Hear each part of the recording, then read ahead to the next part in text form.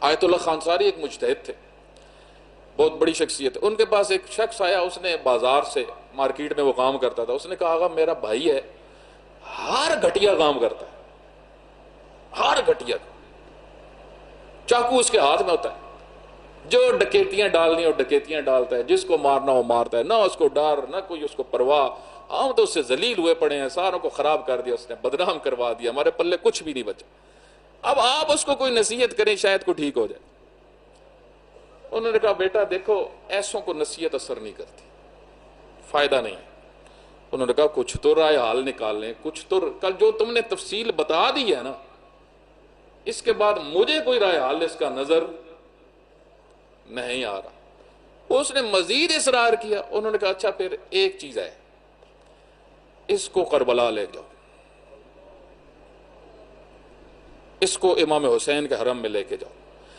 اگر یہ رو پڑا تو پھر میرے پاس اس کو نصیحت کے لیے لے آنا. اگر یہ رو پڑا، کیوں؟ کیونکہ کرنٹ ہے. آپ دیکھ رہے اصل ہونی چاہیے. تو کہا کہ جب وہ واپس آیا تو اس نے آغا کو رپورٹ دی. اس نے کہا میں ہو آیا ہوں کربلا سے، بھائی کو بھی لے گیا تھا. انہوں نے کہا کیا ہوا، بتاؤ کیا خبر ہے. کہا کہ میں جب اس کو لے کے گیا تو پہلے تو وہ حرم میں نا صحیح داخل ہی نہیں ہوتا تھا. پہلے 1-2 دن تو باہر بازاروں میں ایسے ہی لوگوں کو تنگ کرنا جو اس کی روٹین تھی.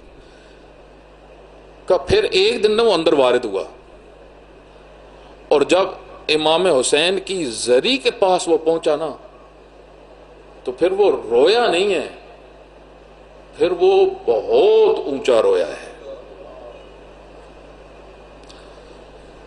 تو آغا نے کہا کہ اب اس کو نصیحت کے لیے لے آؤ، اب وہ بدل جائے گا. اس نے کہا آغا اب نصیحت کی ضرورت ہی نہیں ہے، وہ بدل گیا.